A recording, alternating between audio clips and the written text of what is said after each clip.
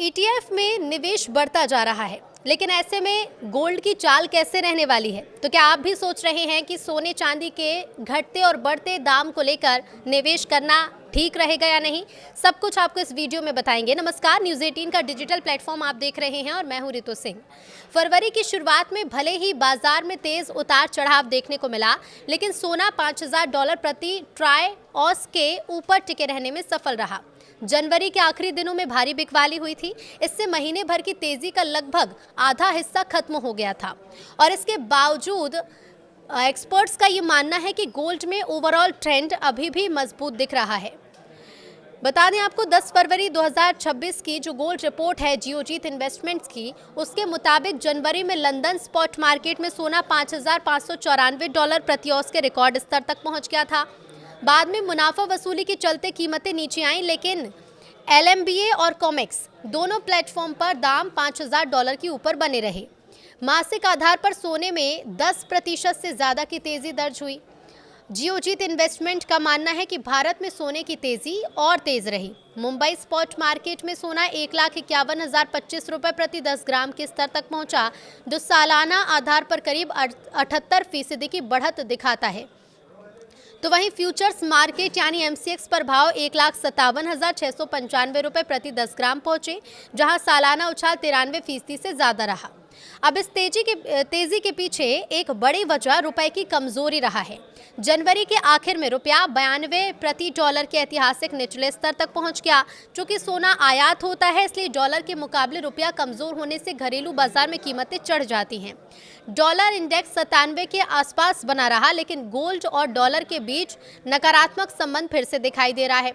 यानी कि अगर डॉलर कमजोर होता है तो सोने को और सपोर्ट मिल सकता है। 2025 में गोल्ड डिमांड ने रिकॉर्ड बनाया है। रिपोर्ट्स के मुताबिक 2025 में वैश्विक सोने की कुल मांग 5,000 टन के पार पहुंची, जो अब तक का सबसे ऊंचा स्तर है। इसमें OTC गतिविधियां भी शामिल हैं और इस रिकॉर्ड के पीछे सबसे बड़ी भूमिका निवेश की रही।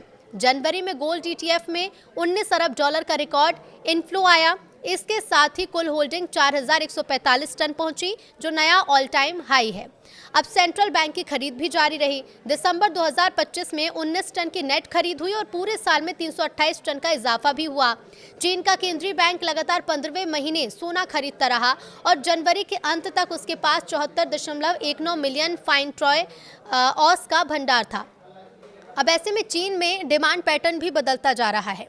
रिपोर्ट्स के मुताबिक चीन में कुल सोने की खपत 2025 में 3.57% घटकर 950 टन के आसपास रही। ज्वेलरी की मांग 31% से ज़्यादा गिरी, लेकिन बार और कॉइन की खरीद 35% से ज़्यादा बढ़ गई। इसका मतलब साफ है कि लोग गहनों की जगह निवेश के नज़रिए से सोना खरीद रहे हैं। सुरक्षित विकल्प के तौर पर सोने की मांग बढ़ती जा रही है। अमेरिकी फेडरल रिजर्व ने जनवरी की बैठक में ब्याज दरें 3.50 से 3.75% के दायरे में स्थिर रखी। चेयर जेरोम पॉवेल ने कहा कि अर्थव्यवस्था फिलहाल मजबूत है और महंगाई और रोजगार से जुड़े जोखिम कुछ कम हुए हैं।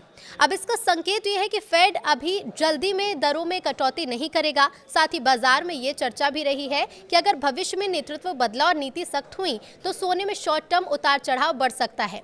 लेकिन ऐसे में इसकी टेक्निकल तस्वीर क्या कहती है? तो रिपोर्ट्स के मुताबिक शॉर्ट टर्म में सोना रेंज बाउंड रह सकता है, लेकिन मीडियम और लॉन्ग टर्म आउटलुक पॉजिटिव है। लंदन स्पॉट में $5,155 का स्तर अहम रेजिस्टेंस है और इसके ऊपर मजबूती से टिकने पर तेजी का नया चरण शुरू हो सकता है। वहीं $4,650 का स्तर मजबूत सपोर्ट माना गया है। MCX में 1,65,000 रुपए के ऊपर टिके रहना जरूरी है ताकि तेजी बनी रहे। अगर कीमतें 1,50,000 रुपए से नीचे चली जाती हैं तो दबाव बढ़ सकता है। अब तकनीकी संकेतकों की बात करें तो MACD में बुलिश संकेत दिख रहे हैं, यानी बाजार का रुख अभी भी पॉजिटिव बना हुआ है। हालांकि RSI ओवरबॉट जोन में है और इसलिए बीच बीच में मुनाफा वसूली देखने को मिल सकती है। लेकिन आगे क्या संकेत रहेंगे? तो जियोजीत इन्वेस्टमेंट का मानना है कि बाजार फिलहाल दो तरह के दबाव में है। एक और तो देखिए सेंट्रल बैंक की लगातार खरीद और ETF में मजबूत इनफ्लो सोने को सपोर्ट दे रहे हैं। दूसरी तरफ भू राजनीतिक तनाव में कमी और सख्त मौद्रिक नीति की आशंका अस्थिरता बढ़ा सकती है। फिर भी रिपोर्ट्स के मुताबिक जब तक वैश्विक अनिश्चितता बनी रहेगी, निवेशक जोखिम लेने से बचते रहेंगे, तब तक सोने की मांग कमजोर पड़ती नहीं दिखती। शॉर्ट टर्म में उतार चढ़ाव हो सकता है, लेकिन मीडियम और लॉन्ग टर्म में रुख अभी भी मजबूत नजर आता है।